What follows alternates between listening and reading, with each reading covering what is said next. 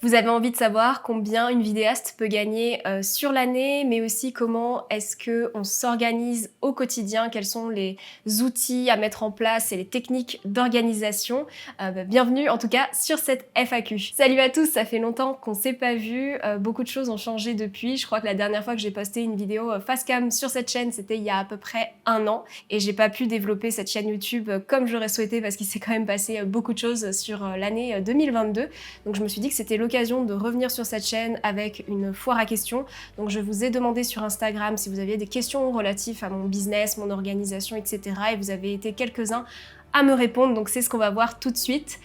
J'ai décidé de découper ces questions par thématique, sur des questions un petit peu perso tout d'abord, après mes techniques d'organisation, mon workflow aussi, des petits conseils aussi de tournage et de montage parce que certains m'ont posé des questions à ce sujet. Donc sans plus attendre, on va commencer avec les questions. Alors déjà, première question, comment vas-tu? Réussis-tu à vivre de ton business?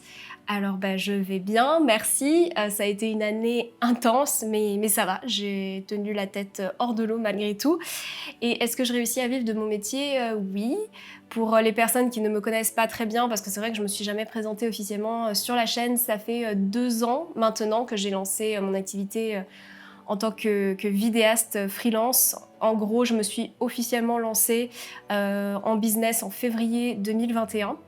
Et puis, donc voilà, ça fait à peu près maintenant 2 ans que je suis à mon compte. Autre question, ça ne te manque pas trop les reportages France 3 et la fête à la saucisse?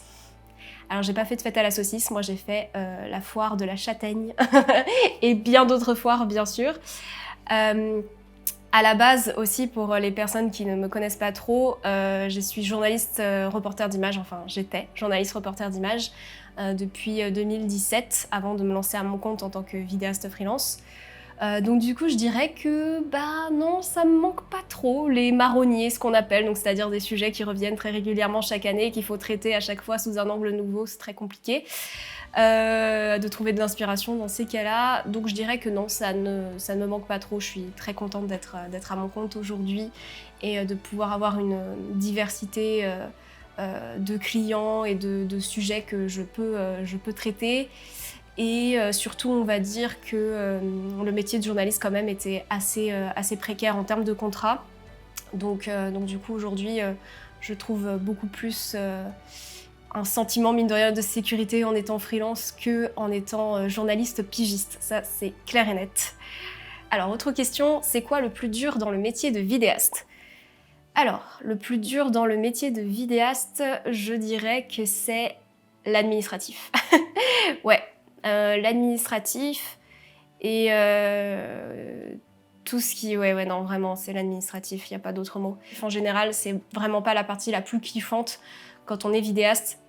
Et c'est clairement le genre de choses en fait dont on pense pas du tout quand on se lance, parce qu'on se dit ouais, on va faire des vidéos, des montages et tout, ça va être trop cool. Mais en fait, on se rend vite compte que c'est une infime partie du métier et c'est un peu compliqué à avaler au début. Donc voilà, je dirais que c'est ça. Ensuite, la question qui va ensuite avec ça, c'est quoi le plus facile dans le métier de vidéaste?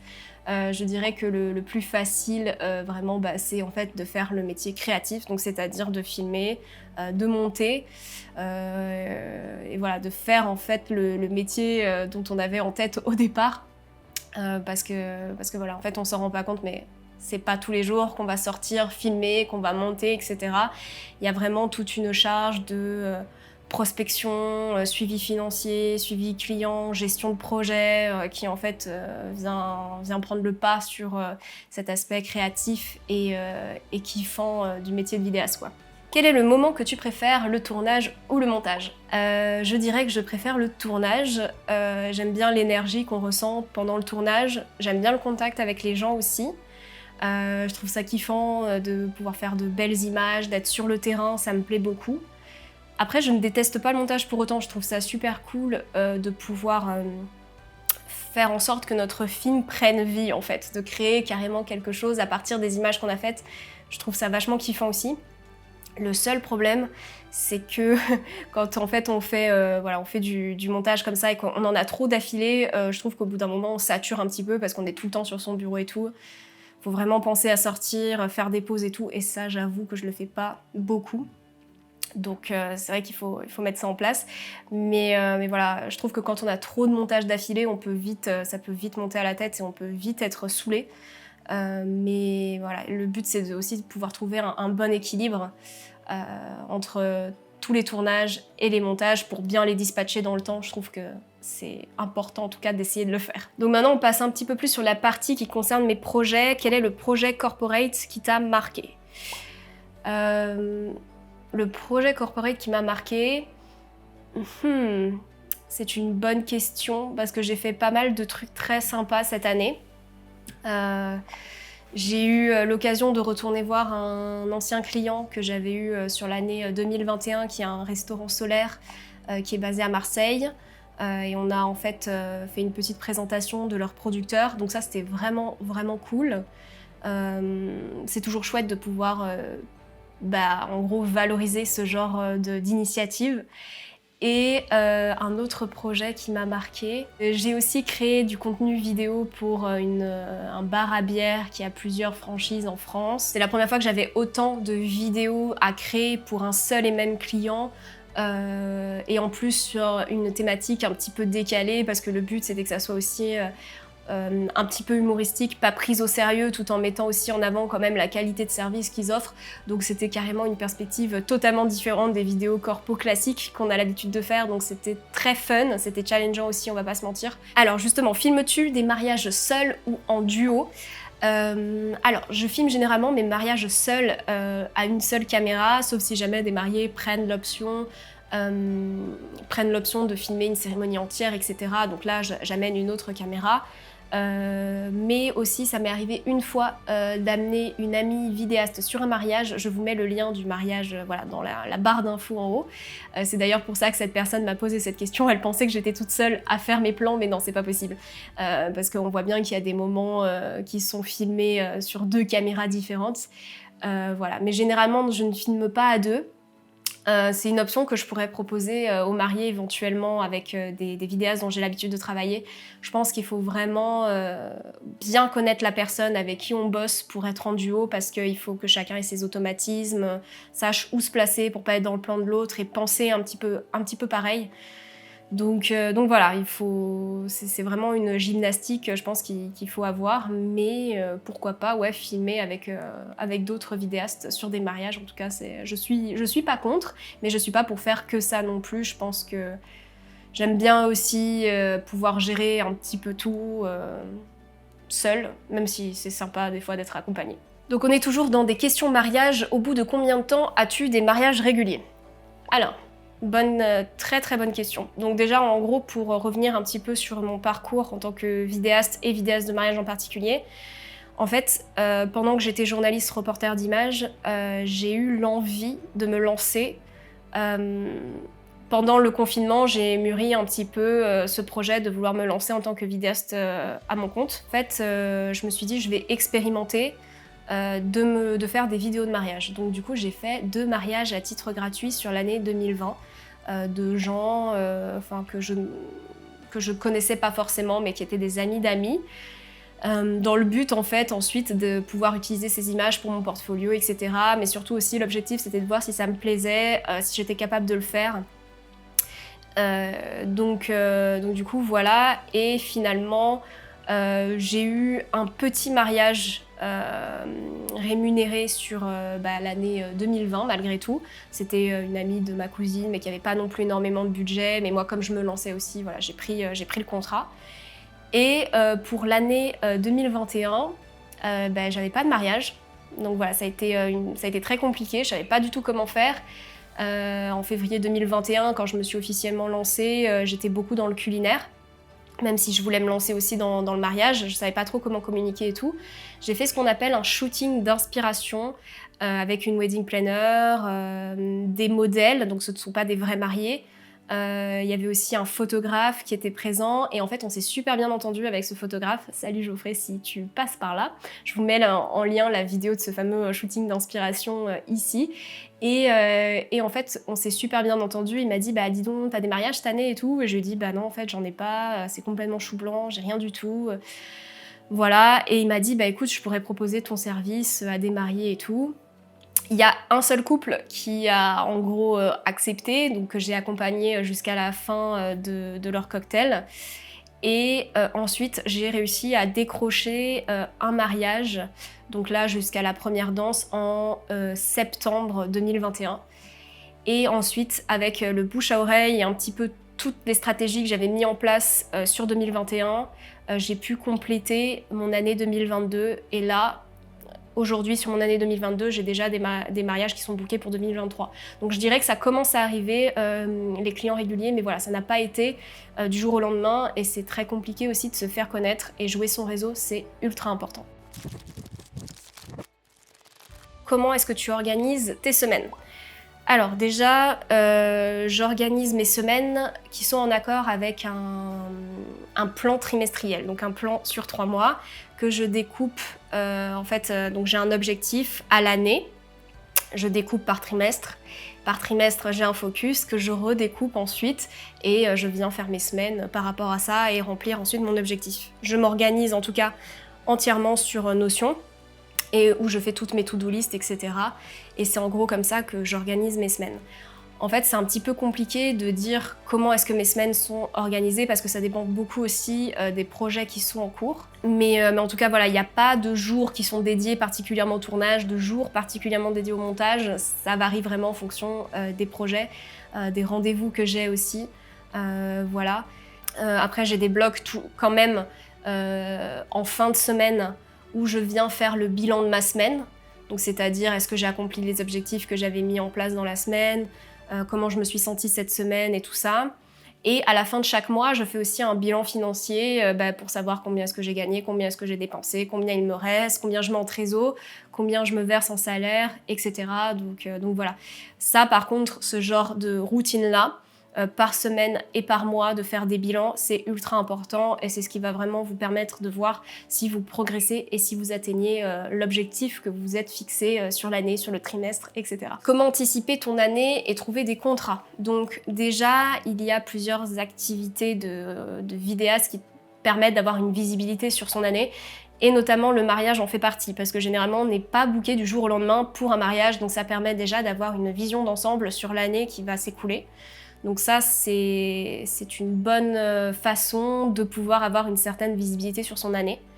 Autre moyen d'avoir une visibilité sur son année, c'est de proposer à des clients plutôt du volume, et donc des projets avec une plus grande ampleur, donc pourquoi pas des séries d'interviews, etc., etc., plusieurs séries de création de contenu et tout, pour avoir en fait un volume qui soit à la fois intéressant pour le client, parce que là, évidemment, l'objectif, c'est aussi, pourquoi pas, de leur faire un prix ou de leur proposer plus d'offres pour moins cher, sachant que vous allez avoir un bon projet client avec lui qui va être rémunérateur. Là, vous pouvez aussi vous montrer généreux avec lui. Et donc, en fait, c'est un win-win, c'est vraiment gagnant-gagnant. Donc voilà, il y a vraiment plusieurs méthodes qui permettent de pouvoir anticiper un petit peu votre année comme ça. Donc ensuite, question suivante. Quel est ton workflow pour une vidéo corporate ? Ça dépend de la vidéo corporate en question. Parfois, je fais un storyboard très détaillé avec le client qui le valide, etc. Ensuite, on fait le tournage, le montage. Je livre une première version qui n'est pas totalement étalonnée, pas totalement mixée non plus en termes d'audio. Et ensuite, ils me font des retours et je leur livre la version finale. Sinon, il y en a où, en fait, par exemple, j'ai suivi un fleuriste sur un mariage. Là, en gros, j'avais une shortlist, donc c'est-à-dire j'avais des idées quand même déjà avant de plans que j'allais faire, qu'est-ce qui était important de montrer sur le fleuriste le jour de ce mariage. Du coup, je les ai faites et je les ai réalisées, mais j'avais pas de storyboard vraiment bien ficelé, etc. Donc ça dépend vraiment des projets en général. Et justement, question suivante, est-ce que tu fais des storyboards pour chaque vidéo? Et si oui, comment les prépares-tu? Donc voilà, ça dépend des projets. Et lorsque j'en fais, j'utilise toujours Notion, qui est là aussi où je centralise toutes mes to-do list. Il y a toutes aussi les fiches de mes clients, que ce soit corporate, mariage, etc. Et en fait, je crée un tableau avec avec le nom de chaque plan, l'action qui doit se dérouler à l'intérieur, quelle est la focale utilisée, quel est le mouvement utilisé, etc. Aussi, j'ajoute une case où je mets quel est l'objectif en fait de ce plan, qu'est-ce qui est vraiment important de montrer et pourquoi est-ce que ce plan est important et réalisé comme ça.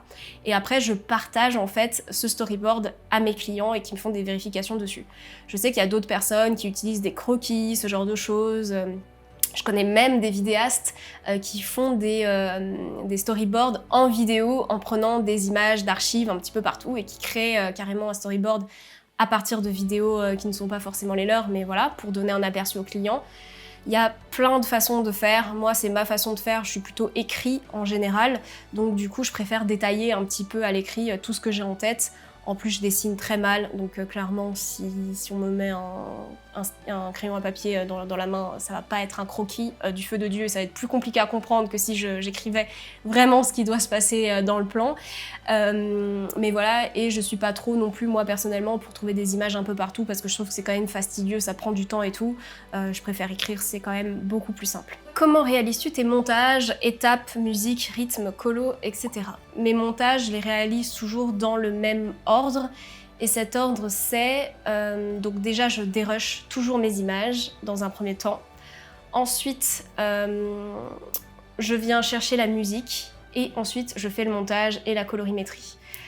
Si jamais j'ai une interview dans ce montage, je vais toujours découper l'interview en premier avant de faire le dérochage et je vais agencer l'interview dans l'ordre que je veux que ça apparaisse dans mon montage. Et après, je viendrai mettre un petit peu les plans dessus. Mais ça sera dans un second temps, ça sera une fois que j'aurai choisi la musique. Parce que c'est hyper important en fait de tout dérocher en amont avant de choisir la musique. Parce que c'est vraiment la musique qui va venir donner le rythme, le tempo de votre histoire. Donc c'est hyper important de partir de ça pour ensuite créer justement tout le rythme, tout le mood de la vidéo. Et après, évidemment, il y a aussi une autre étape primordiale que j'ai oubliée et je vais me faire tirer les cheveux par certains de mes coachs et mentors si je dis que j'ai oublié ça. C'est évidemment l'ajout de sound effects, de sound design dans la vidéo. Je fais ça généralement avant la colorimétrie parce que comme ça, si j'ai besoin aussi, je peux mixer moi-même l'audio, mais si j'ai besoin de l'envoyer à un mixeur, un ingé son et tout, au moins je peux passer à la colo et continuer en fait le projet en même temps, mais c'est hyper important que, en tout cas, la trame soit validée en amont. Maintenant, on passe un petit peu plus aux questions business. Alors, la première question business, c'était quel était ton chiffre d'affaires en début d'activité et quel est ton chiffre d'affaires aujourd'hui ? Alors, lors de ma première activité, enfin ma première année d'activité, je me suis lancée en février 2021 et j'ai fait 23 500 € je crois sur l'année 2021.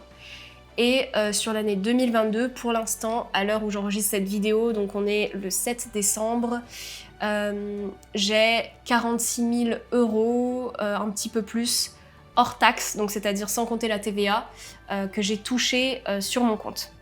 Donc voilà, ça peut donner une idée de la marge de progression qu'il peut y avoir entre la première et la deuxième année si on met en place les bons process. Ensuite, des conseils pour quelqu'un qui débute en entreprise vidéo. Donc mes premiers conseils, ça serait déjà d'avoir un portfolio solide, de savoir vraiment dans quel secteur on veut se développer. Est-ce qu'on veut toucher aussi une niche en particulier? Et du coup, c'est important d'avoir le portfolio qui est adéquat pour montrer son travail. Et ensuite, une fois qu'on a ça, pour moi, vraiment, le plus important, c'est de démarcher, d'aller directement à la contact de clients potentiels. Pas forcément pour peut-être dans un premier temps leur vendre vos services, mais tout simplement pour aussi, pourquoi pas juste les interviewer et apprendre à les connaître et pour savoir ensuite comment vous pouvez présenter votre offre vidéo. En fait, c'est hyper important de cerner les besoins de votre clientèle cible en amont pour que vous puissiez ensuite préparer vraiment une offre qui soit en adéquation avec leurs besoins et que vous puissiez répondre aussi à d'éventuelles objections que ces clients peuvent en fait avoir si jamais vous leur proposez une vidéo. Comme ça, vous pouvez au moins être prêt à toutes les éventualités. Donc voilà, je dirais que c'est vraiment ça, aller à la contact du client et aussi développer votre réseau, que ça soit dans votre ville, ne pas hésiter aussi à rencontrer d'autres vidéastes, d'autres photographes. Voilà, il ne faut pas les voir comme des concurrents, mais vraiment comme des collègues, parce qu'après, vous allez pouvoir justement vous échanger des bons tips. Aussi, pourquoi pas, des contrats quand vous êtes pris sur un contrat, vous pouvez toujours dire oui, mais moi je connais machin, il fait du très bon travail. Et en fait, c'est vraiment un cercle vertueux, il faut vraiment le voir comme ça.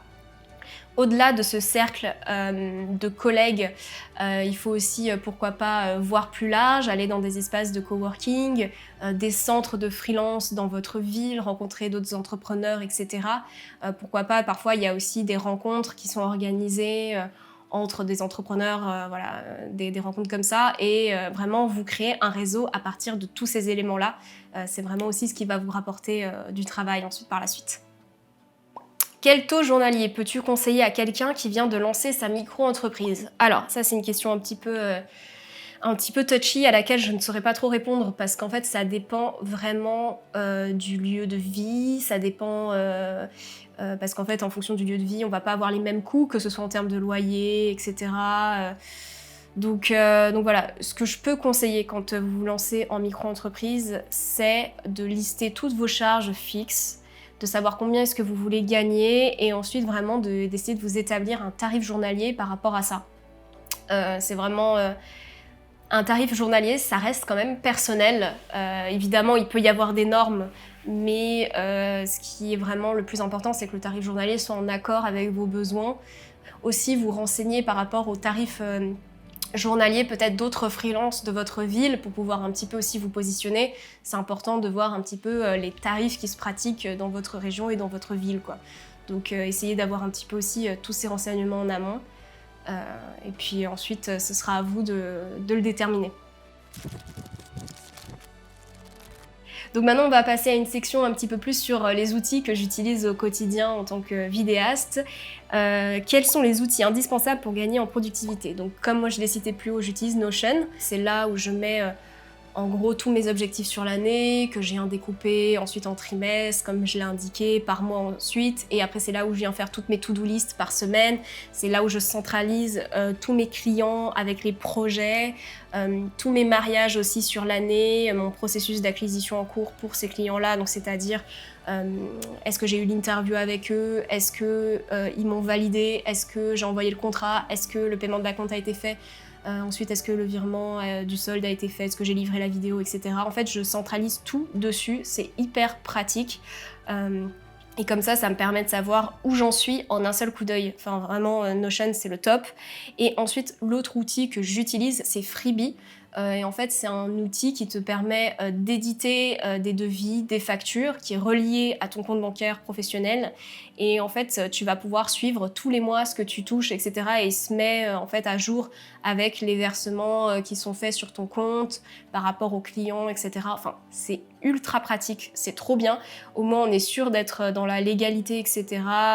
Voilà, donc je vous mets un lien en barre de description si jamais vous avez envie d'y jeter un coup d'œil. Quelle plateforme utilises-tu pour que tes clients récupèrent leurs fichiers? Donc moi, j'utilise WeTransfer Pro.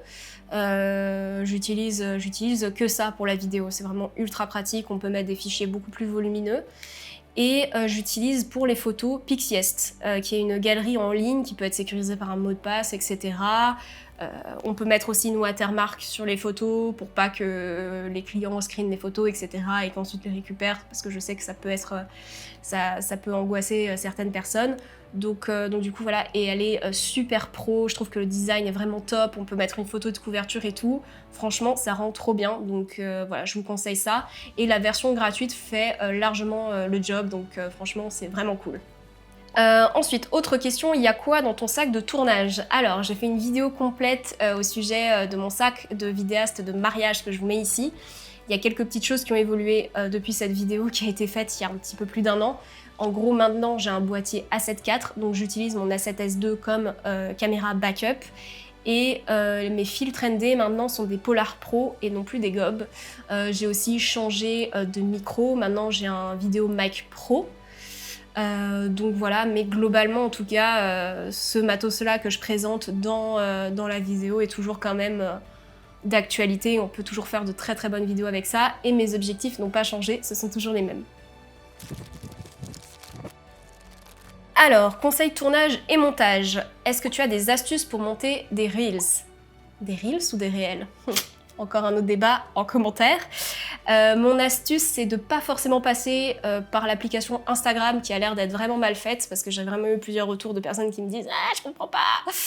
donc voilà, et moi aussi j'ai essayé d'expérimenter, j'étais en mode « Mais il n'y a rien d'intuitif dans cette application, c'est un truc de fou !» Donc je conseille, en tout cas, si ce sont des vidéos qui sont filmées avec le téléphone, de monter sur un logiciel qui s'appelle par exemple CapCut. Moi, c'est un logiciel que j'utilise et qui est vraiment très complet. C'est vraiment le top. Il est entièrement gratuit. Ou sinon, il y a un autre logiciel qui s'appelle InShot, je crois aussi, mais j'ai jamais utilisé personnellement. En fait, je conseille de faire le montage là-dessus, quitte ensuite à mettre une musique qu'on peut trouver sur Instagram directement quand on upload la vidéo en Reels sur Insta.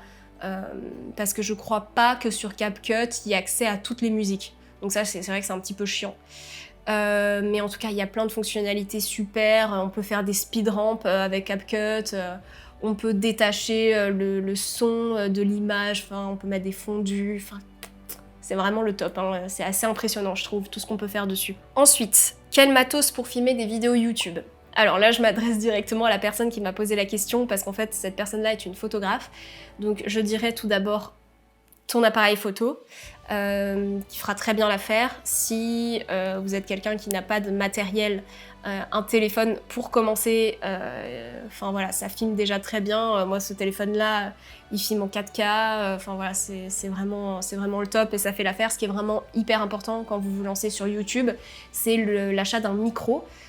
Qui va venir vraiment capter le son, parce que le son, c'est ultra important et il faut un son de bonne qualité. Sinon, les gens, ils écouteront pas ce que vous direz, ça sera insupportable en fait. Donc, investir dans un micro. Donc, si vous avez déjà un boîtier, ça peut être un micro canon que vous venez mettre au-dessus de votre caméra, mais dans ce cas-là, il faut rester proche de la caméra pour que le son de ce micro puisse bien capter ce que vous dites, ou alors investir dans un micro-cravate pour que vous puissiez être un petit peu éloigné de la caméra, et là vous pourrez ensuite faire voilà, de beaux plans où vous êtes un petit peu plus éloigné, mais vous pouvez parler en même temps, etc. Évidemment avoir un trépied pour poser la caméra, et puis voilà, je dirais que commencer déjà avec ça, c'est bien. De la lumière naturelle aussi, vous pouvez, et ensuite si jamais vous avez envie, vous pouvez investir aussi dans des lumières artificielles. Pas besoin d'avoir un très gros matos pour commencer. Je vous mettrai en barre de description aussi la lumière que j'utilise, qui est bien petite, transportable et tout, et qui vraiment marche bien pour tout ce qui est vidéo YouTube, petites interviews, etc. Donc franchement, c'est le top pour ça. Ensuite, autre question, astuce pour créer une intro pour une chaîne YouTube. Donc c'est la même personne qui m'a posé la question précédente. Je dirais que si tu veux faire une intro pour ta chaîne YouTube, c'est important qu'on voit déjà la thématique que tu vas aborder dans ta chaîne YouTube. Donc là, je pars directement à la personne, je sais que c'est une photographe culinaire. Donc tout simplement qu'on te voit prendre en photo des choses, etc. Pourquoi pas aussi qu'on voit des photos que tu as prises qui défilent. Mais le plus important dans l'introduction, c'est que ça soit assez court. C'est pas vital d'avoir une introduction sur YouTube pour commencer sa chaîne. Moi, par exemple, je n'ai pas d'intro. Et c'est pas un frein à lancer sa chaîne YouTube, c'est quelque chose qui peut venir après si on le souhaite.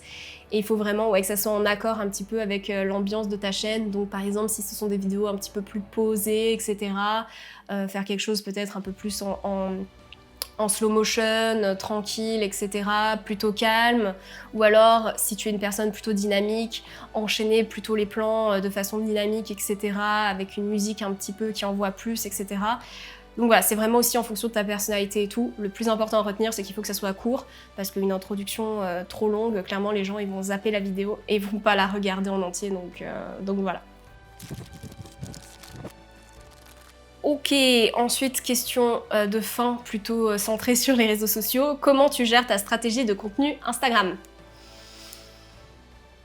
Voilà, c'était comment je gère ma stratégie de contenu Instagram. Donc voilà, je dirais que pour l'instant, il n'y a pas de stratégie et c'est dans le flow. Voilà, même si je vous le conseille pas. Après, ensuite, dernière question, quels sont tes projets à venir pour ta chaîne YouTube? Donc voilà, là à la limite, je voudrais en effet que ça soit un petit peu plus structuré que Instagram, parce que clairement, c'est un réseau social, YouTube, qui est beaucoup plus périn dans le temps. Ça marche pas du tout comme Instagram où on consomme les vidéos et puis après elles sont passées dans les oubliettes, etc. Ce qui est l'avantage de YouTube, c'est qu'en fait ça marche en termes de SEO exactement comme un blog. Donc il y a des vidéos que j'ai faites l'année dernière qui continuent de performer, qui ont dépassé 3000 vues, etc. alors que j'ai rien fait et que j'ai rien posté depuis un an. Donc c'est hyper important de beaucoup mieux structurer ce réseau social-là. J'en ai totalement conscience. Dans l'idéal, j'aimerais faire 2 vidéos par mois. Une vidéo plus facile à faire et des vidéos qui demandent peut-être un petit peu plus de créativité et où je peux m'amuser aussi, parce que c'est important de continuer à explorer sa créativité aussi et de continuer à kiffer en fait, de faire des formats un petit peu différents qui sortent des projets clients qu'on fait, qui parfois peut-être peuvent manquer de créativité, ou alors c'est pas notre créativité, c'est parce que ce qui nous nourrit nous en tant que vidéaste. Donc du coup voilà, c'est vraiment l'objectif de ma chaîne YouTube, mais minimum une vidéo simple par mois, où je parle un petit peu de mon parcours, des coulisses un petit peu de l'entrepreneuriat, de vidéos à titre perso. Un petit peu comme un journal de bord, il y a Sophie C sur YouTube qui m'inspire beaucoup. Je vous mettrai son lien aussi en barre de description. C'est vraiment très cool ce qu'elle fait, j'aime beaucoup. Et voilà, donc vraiment l'idée ça serait de pouvoir parler du quotidien, des choses qui me sont arrivées sur des tournages. Pourquoi pas aussi, j'aimerais beaucoup faire des vlogs quand je fais des projets sympas. Il va y avoir des projets très cool à venir sur 2023 avec Charlotte et Chloé notamment, qui sont une photographe et une photographe vidéaste, et Charlotte et moi on sera vidéastes sur ce projet-là avec Chloé, qui sera photographe. Et là, j'aimerais vraiment vous emmener un petit peu dans les coulisses pour pourquoi pas faire un vlog sur le terrain et tout, ça va être grave stylé. Donc du coup, voilà, on verra. L'objectif, c'est quand même d'essayer de poster régulièrement, et par régulièrement, j'entends minimum une fois par mois. J'ai pas envie de me mettre la rate au corbouillon, comme ils disent. donc du coup, voilà. Eh bien, c'est tout pour cette FAQ. Si vous avez d'autres questions, surtout n'hésitez pas à les poster en commentaire, je me ferai un plaisir d'y répondre. Et puis d'ici là, je vous dis à la prochaine. Salut!